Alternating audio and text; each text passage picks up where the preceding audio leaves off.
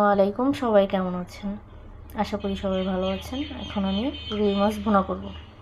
আমি রুই মাছটাকে ভালো করে ধুয়ে নিয়ে এসেছি। এখন আমি মশলা দিয়ে মাখিয়ে নেব।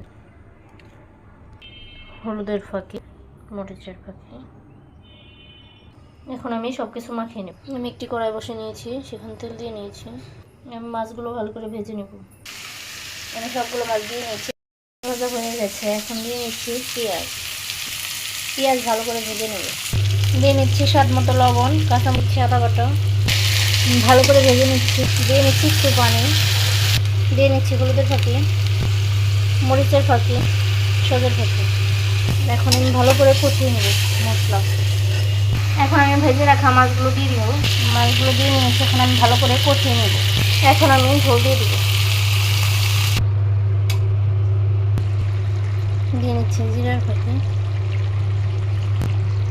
আমার তরকারি প্রায় হয়ে গেছে, আমি এখন একটা বাটিতে নামিয়ে নেব। নিয়ে যে আমার তরকারি হয়ে গেছে। সবাই লাইক, কমেন্ট অ্যান্ড সাবস্ক্রাইব করবেন।